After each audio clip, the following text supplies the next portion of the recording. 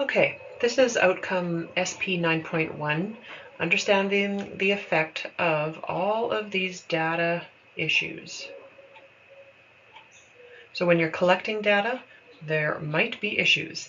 These issues are also called limitations, and you might see that down like right here. Okay, so issues and limitations.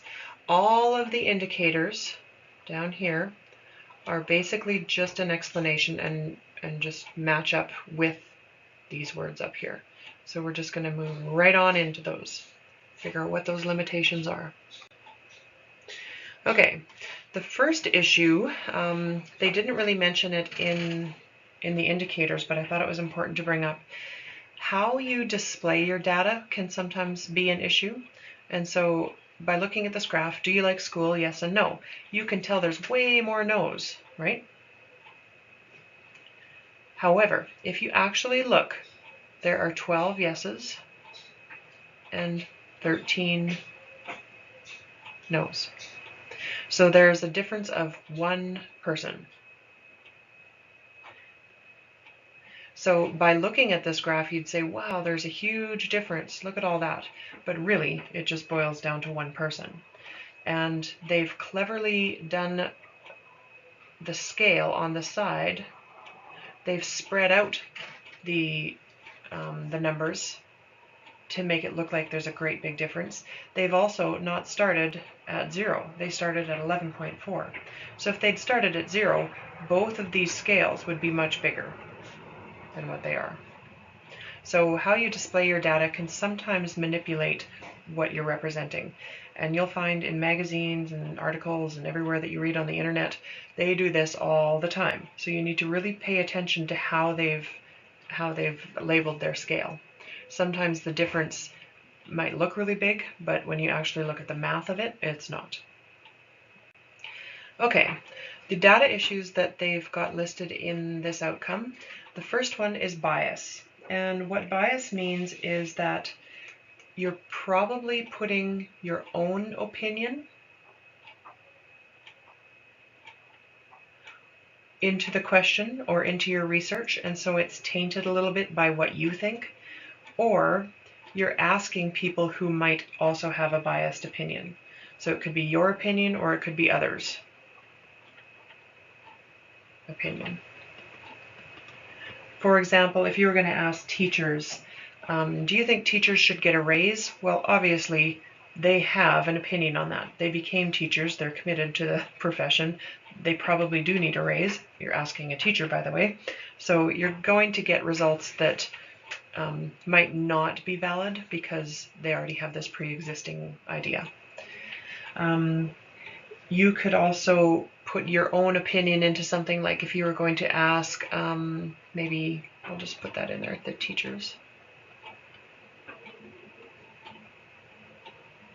Okay, if you were going to ask about the Russian Olympic team and you worded it so that it was asking, because the Russians cheated, don't you think they should be banned for the Olympics? So if you put wording in there that sounds kind of negative, you're putting your own opinion in there. So watch how you word questions. That didn't really sound like it was neutral. It sounded like you were calling the Russian team a bunch of cheaters and that you have a negative impression. So you need to pay attention to how it's worded so that you don't have a bias.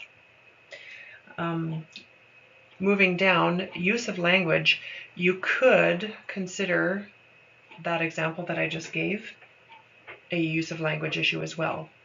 So sometimes how you word things can give it a positive or negative spin, and that's a use of language problem. Other issues with language, you might be using a really difficult vocabulary. So if I was going to ask you, do you think the new tax law is a panacea for the problems of this community? Well, if you don't know what panacea is, you can't really answer the question. So you need to pay attention to the vocabulary. Also, oh, by the way, panacea means it's a cure-all. It's the instant fix, just so you know. You might use words that are kind of regional and only make sense in one area of the country. Like if you're going to ask me about bunny hugs, Well, people in Saskatchewan would probably know what you mean, but people in Ontario wouldn't have a clue what a bunny hug is. Maybe. You can also have a language issue by making something too confusing. So if I was going to ask you, do you or don't you think that we should or shouldn't raise taxes? You'd be wondering what I just asked, because it's too many words, it's too confusing. So those are the language issues. Moving on to ethics. If it's an ethical issue, it is probably causing harm in some way.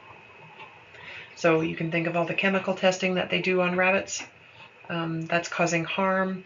You'd have to have, very special permission and have a lot of paperwork and a lot of government control if you're going to do research like that. So if you're going to do research on humans, there's a lot to keep in mind regarding ethical issues. If you're going to deceive people in any way, I before E, except after C. All right. For example, if you're going to take 10 people and tell them that they won the lottery, and the only reason you're telling them that is you want to study their reactions, well, that's kind of cruel. So in a way, it's harming them, it's deceiving them. That's really not an ethical way to do a study. Also, if your study is going to change those people in any way, this one's a big one, because you never know how you are going to affect someone. So for example, if I took a group of 10 kids and I told 5 of them that they were very creative and very talented, and then I told the other group that they weren't creative and they weren't very talented, and then I had them draw a picture and studied the difference between them, well, what I've told those kids might change how they think about themselves. It might harm their self-esteem. It might cause them to grow up. Maybe this one's going to become a great artist because somebody told him a long time ago that he was very creative. So you never know how your words are going to change someone. So ethical considerations are probably the most important issue in data collection. All right, last one on this slide is cost. That one's pretty simple. If it's going to cost you a bunch of money to do your research, that might become an issue. So if you're going to print a survey and you're going to print it on glossy paper, you're going to mail it out, you're going to include a self-addressed stamped envelope so that people can return the survey, well, that's going to cost you a fortune. So it might be materials like that that are costly. You might get great results from it, but usually that's the balance, is good results and validity balance out with cost. If you want to do a really great study, it's probably going to cost you. If you want to do a cheap study, you might not get great results. So cost could also include your pay if you are employing other researchers to help you. It could be things like driving or other costs that you might incur. Okay, the next few issues on the next slide. Time and timing. So there's 2 things that you want to consider here. One is that it's time consuming. So if you are going to go door to door and interview people for an hour about their childhood experience or whatever, that is going to take forever. You probably get great results. Again, there's that balance. You get great results, but it took forever. And when your study takes too long, you might have missed your window of opportunity. You might have lost interest in it. The people that you're studying might lose interest in it. So you need to think about that time issue. The other issue with time is the timing of it. So if you're going to ask, say, Rough Rider fans what they think of the coach, well, that might be directly affected by whether the team has won or lost. And so is this a good time to ask them, or is it bad? If you're going to ask teachers their opinion of the new report card system, probably asking them at the end of June when they're all stressed out about that system is not a good time to ask. So timing issues can can change how good your data is. The next one is privacy. And obviously people want to keep certain information private. So if you're going to expose information with your study, it might be something that's embarrassing.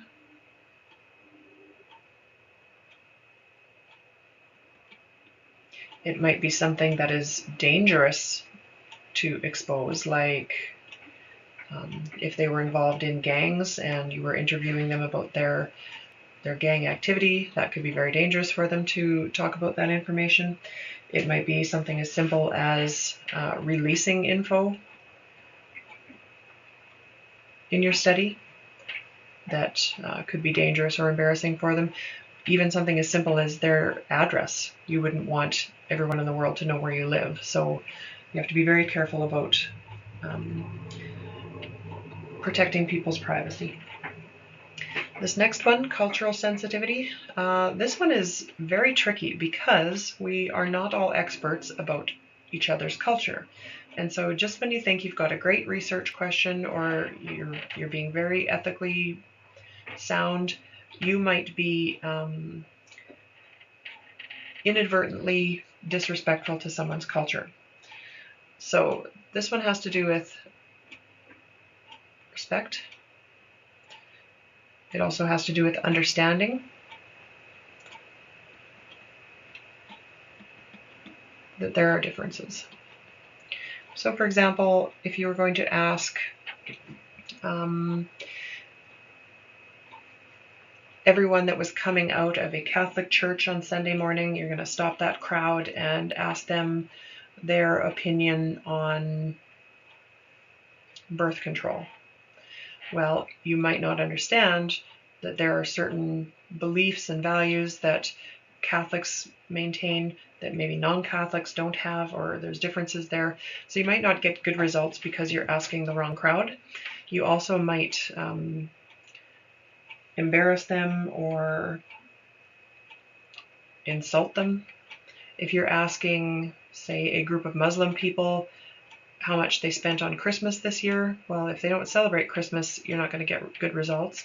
They might also feel that your question is insulting. So be very careful about cultural sensitivity. So anything that has to do with religion, race, ethnicity, etc. The last issue is population and sample.